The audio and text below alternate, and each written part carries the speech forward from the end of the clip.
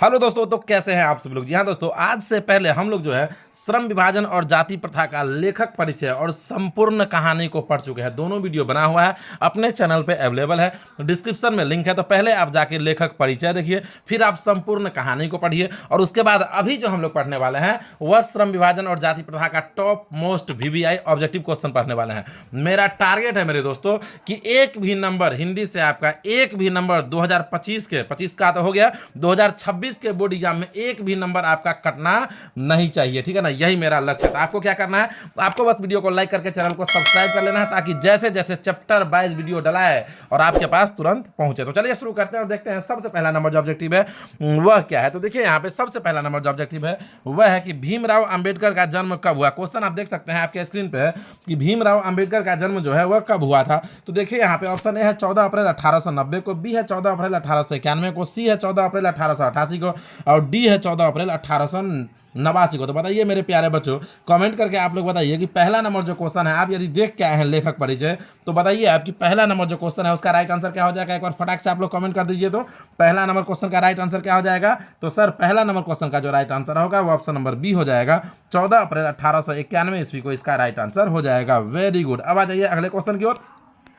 और अगला क्वेश्चन यानी कि दूसरा नंबर जो क्वेश्चन है वह हम लोग देखेंगे। तो देखिए दूसरा नंबर जो क्वेश्चन है वह यहाँ पे कह रहा है कि श्रम विभाजन और जाति प्रथा पाठ, कह रहा है कि श्रम विभाजन और जाति प्रथा पाठ जो है बाबा साहेब के किस भाषण का संपादित अंश है। बताइए, आप पढ़ के आए हैं, बहुत ही अच्छी तरह से बताए हैं लेखक परिचय में, है ना, और कहानी जो पढ़े हैं उसमें भी यह बताए हुए हैं।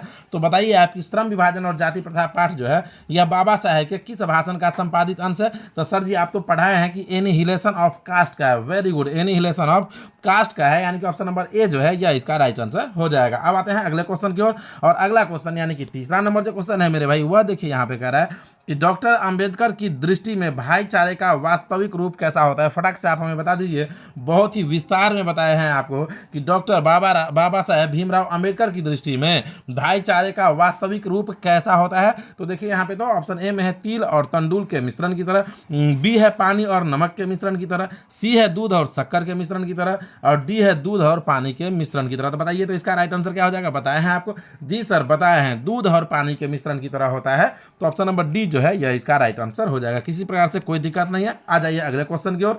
और अगला क्वेश्चन यानी कि चौथा नंबर जो क्वेश्चन है मेरे प्यारे बच्चों वह देखिए यहाँ पे है कि श्रम विभाजन और जाति प्रथा के लेखक है। आपको अच्छी तरह से इसका आंसर पता है कि श्रम विभाजन और जाति प्रथा के लेखक कौन है। तो श्रम विभाजन और जाति प्रथा के जो लेखक है वह है भीमराव अंबेडकर, यानी कि ऑप्शन नंबर डी जो है यही इसका राइट आंसर हो जाएगा। अब देखते हैं अगला क्वेश्चन यानी कि पांचवा नंबर जो क्वेश्चन है वह हम लोग देखेंगे। तो देखिए यहाँ पे पांचवा नंबर जो क्वेश्चन है वह कह रहा है कि जाति प्रथा भारत में बेरोजगारी का एक ... कारण बनी हुई है। तो आपसे पूछ रहा है कि यहाँ जो खाली स्थान है इस खाली स्थान में क्या आएगा। तो यहाँ पे देखिए ऑप्शन ए में है प्रमुख आएगा, बी में है प्रत्यक्ष आएगा, सी में है यानी कि प्रमुख और प्रत्यक्ष दोनों आएगा और डी है इनमें से कोई नहीं। तो बताइए इसका राइट आंसर क्या हो जाएगा। तो जाति प्रथा जो है वह भारत में प्रमुख और प्रत्यक्ष दोनों कारण बनी हुई है, यानी कि ऑप्शन नंबर सी जो है यह इसका राइट आंसर हो जाएगा। अगला जो क्वेश्चन है यानी कि छठा नंबर जो क्वेश्चन है उसे हम लोग देखेंगे। और देखिए यहाँ पे छठा नंबर जो क्वेश्चन है वह कह रहा है कि भीमराव अंबेडकर का जन्म कब हुआ। क्वेश्चन आप देख सकते हैं आपके स्क्रीन पे है कि भीमराव अंबेडकर का जन्म कब हुआ था। तो फटाक से एक बार जो है आप हमें इसका आंसर जो है कमेंट बॉक्स में कमेंट करके बता दीजिए। तो इसका राइट आंसर क्या हो जाएगा एक बार कमेंट कीजिएगा, ठीक है। अगले क्वेश्चन की ओर आते हैं और देखते हैं सातवां नंबर जो क्वेश्चन है वह। तो देखिए यहाँ पे सातवां नंबर जो क्वेश्चन है वह कह रहा है, पहले तो खाली स्थान है, फिर कह रहा है कि पेशे का दोषपूर्ण पूर्व निर्धारण करती है। तो ऑप्शन ए में है यहाँ पे प्रत्यक्ष, बी में है लोकतंत्र, सी में है श्रम विभाजन और डी में है जाति प्रथा। तो आप अच्छी तरह से पहचानते हैं कि इसका जो राइट आंसर होगा ऑप्शन नंबर डी हो जाएगा, यानी कि जाति प्रथा जो है यही इसका राइट आंसर हो जाएगा। देखिए कार्यों का बंटवारा गलत नहीं है, कार्य का बंटवारा होना चाहिए लेकिन कौशल के आधार पर होना चाहिए कि कौन किस कार्य को कितना अच्छा से कर सकता है। इसी चीज का तो विरोध कर रहे थे अम्बेडकर साहब कि जाति के आधार पर कार्यों का बंटवारा नहीं होना चाहिए, कौशल के आधार पर होना चाहिए कि कौन किस कार्य को कितने ढंग से कर सकता है। लेकिन अपने यहाँ ऐसा तो था नहीं, अभी भी नहीं है। लोग जाति के आधार पर, जैसे लोहार है तो लोहार का काम करता है, हलवाई है तो हलवाई वाला काम करता है ना। अगला क्वेश्चन देखिए यहाँ पे 8वां नंबर जो क्वेश्चन है वह है यहाँ पे कि डॉक्टर अंबेडकर का जन्म किस राज्य में हुआ था। फटाक से बता दीजिए हमें कि 8वां नंबर क्वेश्चन का राइट आंसर क्या हो जाएगा कि डॉक्टर अंबेडकर का जन्म किस राज्य में हुआ था। तो देखिए ऑप्शन ए में है हिमाचल प्रदेश, बी है बिहार, सी है उत्तर प्रदेश और डी है मध्य प्रदेश। तो इसका जो राइट आंसर होगा ऑप्शन नंबर डी हो जाएगा, यानी कि मध्य प्रदेश। ठीक है ना, मध्य प्रदेश के महू में हुआ था। याद रखिएगा कहाँ हुआ था, तो मध्य प्रदेश के महू में हुआ था। ठीक है ना, यह भी आपसे पूछ सकता है। ठीक है, अगला क्वेश्चन देखिए यहाँ पे, यानी कि 9वां नंबर जो क्वेश्चन है वह देखिए यहाँ पे कह रहा है कि आर्थिक पहलू से भी जाति प्रथा डॉट डॉट है। कह रहा है कि आर्थिक पहलू से भी जाति प्रथा, यहाँ पे खाली स्थान में क्या भराएगा, अनुकूल है या फिर यहाँ पे है कि लाभदायक है, हानिकारक है या फिर है लाभदायक है या फिर है इनमें से सभी। तो बताइए 9वां नंबर क्वेश्चन का राइट आंसर क्या हो जाएगा। तो इसका जो राइट आंसर होगा ऑप्शन नंबर डी हो जाएगा, हानिकारक है। ऑप्शन नंबर बी हो जाएगा, हानिकारक है, इसका राइट आंसर हो जाएगा। अगला जो क्वेश्चन है यानी कि 10वां नंबर जो क्वेश्चन है वह हम लोग देखेंगे।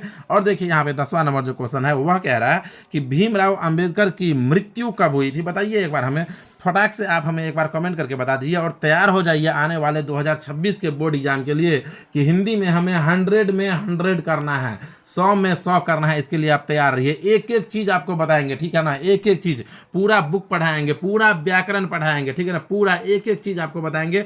तो आप तैयार रहिए 2026 के बोर्ड परीक्षा में हिंदी में 100 में 100 करने के लिए। ठीक है ना, यही मेरा टारगेट है। आपको बस वीडियो को लाइक करके चैनल को सब्सक्राइब करना है। और अभी तक भी यदि आप इस वीडियो का जो है लेखक परिचय नहीं देखे हैं, संपूर्ण कहानी नहीं देखें, तो डिस्क्रिप्शन में लिंक है, आप जाके उसे देखिए, तभी मेरे भाई 100 में 100 पॉसिबल है। ठीक है ना, तो देखिए क्वेश्चन यहाँ पे कह रहा था कि भीमराव अंबेडकर की मृत्यु कब हुई थी। तो देखिए यहाँ पे ऑप्शन ए में है यहाँ पे फरवरी 1914 में, बी है यहाँ पे मार्च 1865 में, सी है यहाँ पे जनवरी 1965 में और डी है यहाँ पे दिसंबर 1956 में। तो इसका जो राइट आंसर होगा ऑप्शन नंबर डी हो जाएगा, दिसंबर 1956 ईस्वी में इसका राइट आंसर होगा। ठीक है ना, और कहाँ हुआ था तो याद रखिएगा दिल्ली में। कहाँ हुआ था तो याद रखेंगे आप कि दिल्ली में हुआ था। ठीक है, अगले क्वेश्चन की ओर बढ़ते हैं। और अगला क्वेश्चन यानी कि 11वां नंबर जो क्वेश्चन है वह हम लोग देखेंगे।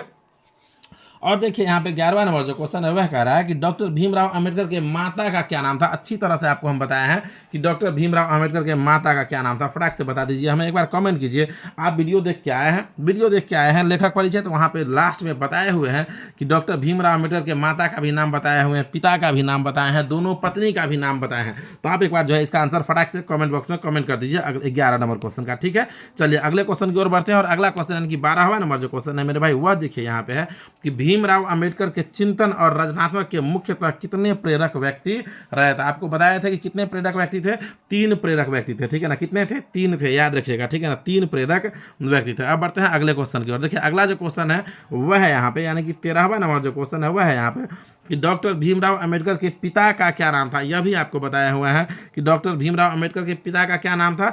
डॉक्टर भीमराव अंबेडकर जी के पिता का जो नाम था वह था रामजी सकपाल, यानी कि ऑप्शन नंबर डी जो है यह इसका राइट आंसर हो जाएगा मेरे भाई। एक बार फटाक से आप लोग हमें कमेंट करके बता दीजिए कि आप लोग किस किस जिला से, यानी कि किस किस डिस्ट्रिक्ट से देख रहे हैं। एक बार जो है आप लोग ना अपने डिस्ट्रिक्ट का नाम, प्लीज एक बार आप लोग अपने डिस्ट्रिक्ट का नाम जो है कमेंट बॉक्स में कमेंट जरूर कीजिएगा। देखिए 14वां नंबर जो क्वेश्चन है वह है यहाँ पे कि डॉक्टर अंबेडकर जो है वह किस वर्ग के परिवार में जन्म लिए थे। क्वेश्चन आप देख रहे हैं कि डॉक्टर अंबेडकर जो है वह किस वर्ग के परिवार में जन्म लिए थे। तो दलित वर्ग या मध्यम वर्ग या पिछड़ा वर्ग या सामान्य वर्ग। तो डॉक्टर अंबेडकर जो है वह दलित वर्ग के परिवार में जन्म लिए थे। यह भी आपको हम लेखक परिचय में बताए हुए हैं। अगला जो क्वेश्चन है यानी कि 15वां नंबर जो क्वेश्चन है मेरे भाई वह देखिए यहाँ पे है कि आधुनिक सभ्य समाज कार्य कुशलता के लिए किसे आवश्यक मानता है। कह रहा है कि आधुनिक सभ्य समाज जो है वह कार्य कुशलता के लिए किस चीज को आवश्यक मानता है। बताइए हमें, जन विभाजन का या जाति विभाजन का या श्रम विभाजन का या धन विभाजन का।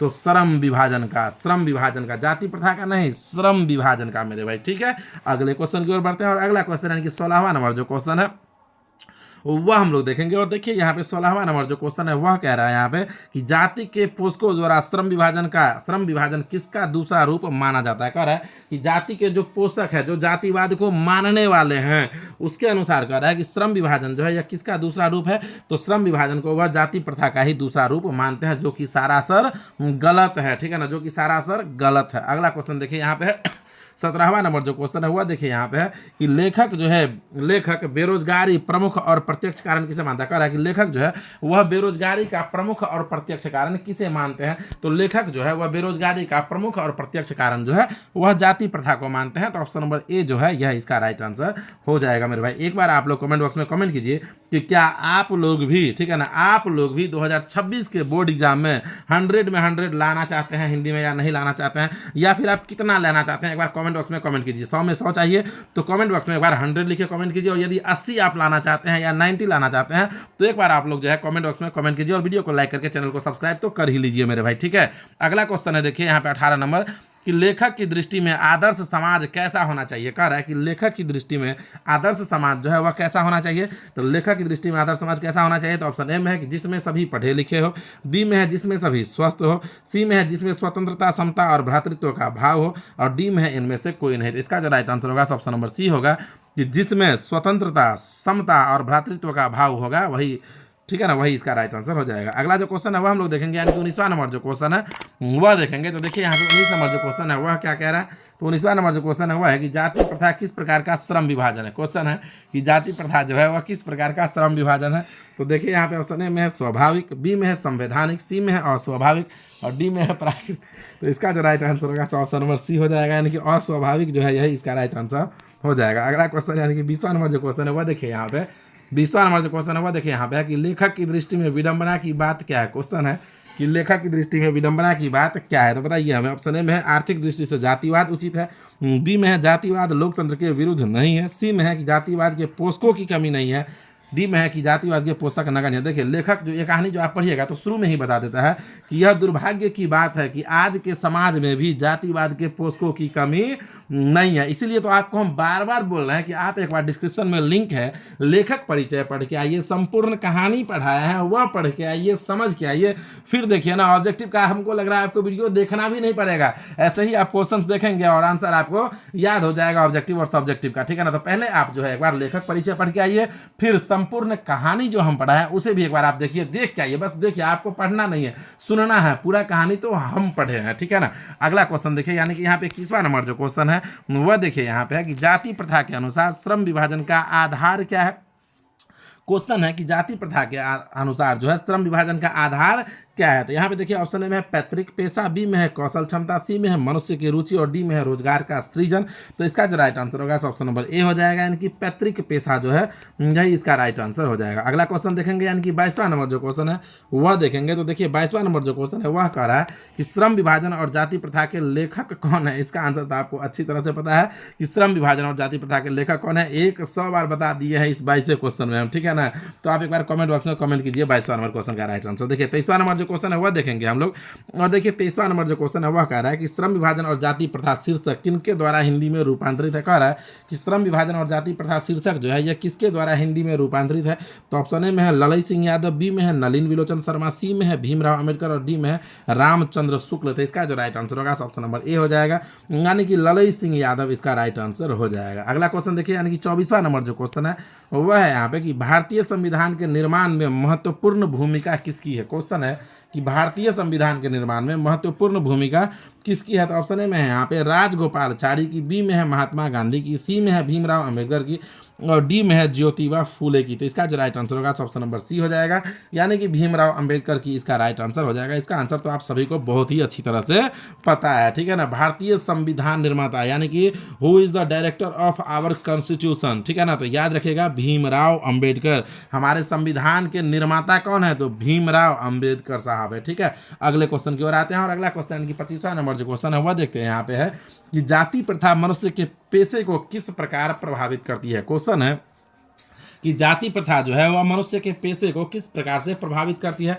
तो ऑप्शन ए में है कि यह मनुष्य के, ठीक है ना, यह मनुष्य के रोजगारोन्मुख बनाती है, बी में है यहाँ पे कि यह मनुष्य को पेशा के लिए दक्ष बनाती है, सी में है यहाँ पे कि यह मनुष्य के पेशे में बढ़ावा देती है, और डी में है यहाँ पे कि यह मनुष्य को जीवन भर के लिए एक पेशे से बांध देती है। तो इसका जो राइट आंसर होगा ऑप्शन नंबर डी हो जाएगा, कि यह मनुष्य को जीवन भर के लिए एक पेशे में बांध देती है, इसका राइट आंसर हो जाएगा। अगला जो क्वेश्चन है, यानी कि 26वां नंबर जो क्वेश्चन है वह देखिए यहाँ पे कह रहा है कि सभ्य समाज श्रम विभाजन के लिए किसको आवश्यक मानता है। कह रहा है कि सभ्य समाज जो है वह श्रम विभाजन के लिए किस चीज को आवश्यक मानता है, तो कार्य कुशलता को आवश्यक मानता है। आपको पहले ही हम बता दिया, ठीक है ना। कार्यों का बंटवारा जो है उसके कुशलता के आधार पर होना चाहिए कि कौन किस कार्य को कितने अच्छे तरीकों से कर सकता है। अगला क्वेश्चन देखिए 27 नंबर है कि श्रम विभाजन और जाति प्रथा गद्य की कौन सी विद्या कर है कि श्रम विभाजन और जाति प्रथा जो है यह गद्य की कौन सी विद्या। गद्य यहाँ पे गद्य भाग को कहा गया है, तो आप कंफ्यूज नहीं होइएगा। सिंपल यह है कि श्रम विभाजन और जाति प्रथा जो कहानी है वह कौन सी विधा है। तो ऑप्शन ए में है शब्द चित्र है, बी में है डायरी है, सी है कहानी और डी है निबंध है। यह आपको जो हम लेखक परिचय पढ़ाए शुरू में ही बता दिए हैं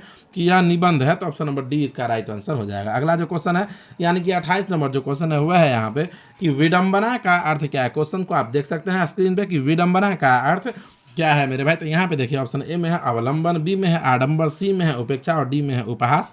तो इसका जो राइट आंसर होगा 28 नंबर क्वेश्चन का ऑप्शन नंबर डी हो जाएगा, यानी कि उपहास जो है यह इसका राइट आंसर हो जाएगा। अगला जो क्वेश्चन है वह देखिए यहाँ पे 29वां नंबर क्वेश्चन है कि भीमराव अम्बेडकर ने निम्न में से किसकी रचना की। क्वेश्चन है कि भीमराव अम्बेडकर ने निम्न में से किसकी रचना की। तो ऑप्शन ए में है जाति प्रथा और श्रम विभाजन की, बी में है भारत से हम क्या सीखे, सी में है बहादुर और डी में है नाखून क्यों बढ़ते हैं। तो इसका जो राइट आंसर होगा ऑप्शन नंबर ए हो जाएगा कि भीमराव अम्बेडकर साहब जो है वह जाति प्रथा और श्रम विभाजन का रचना किए थे। अगला क्वेश्चन देखेंगे यानी कि 30वां नंबर जो क्वेश्चन है वह हम लोग देखेंगे।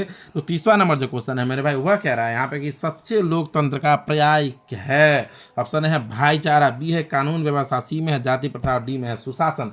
तो इसका जो राइट आंसर होगा ऑप्शन नंबर ए हो जाएगा भाईचारा, इसका राइट आंसर हो जाएगा मेरे प्यारे साथियों। तो एक बार आप लोग जो है कमेंट करके बताइए कि आपको यह वीडियो कैसा लगा है। और हाँ, अभी तक भी आप यदि लेखक परिचय का वीडियो नहीं देखे हैं, संपूर्ण कहानी का वीडियो नहीं देखे हैं, तो एक बार आप जाके जरूर देखिए उस वीडियो को, बहुत ही ज़्यादा मजा आने वाला है। और इस चैप्टर से एक भी चाहे ऑब्जेक्टिव क्वेश्चन आए और सब्जेक्टिव क्वेश्चन आए, आपका एक भी नहीं छूटेगा। That's my challenge. बस आपको जो है पूरा का पूरा वीडियो देखना है, पूरा जो है लेखक परिचय देखना है, संपूर्ण कहानी पढ़ना है। फिर ऑब्जेक्टिव आप नहीं भी पढ़ेंगे फिर भी आपसे बन जाएगा। और सब्जेक्टिव का तो क्वेश्चन आंसर हम लाने ही वाले हैं इसके बाद। तो सब्जेक्टिव का आपको कब चाहिए एक बार जो है कमेंट बॉक्स में कमेंट जरूर कीजिएगा।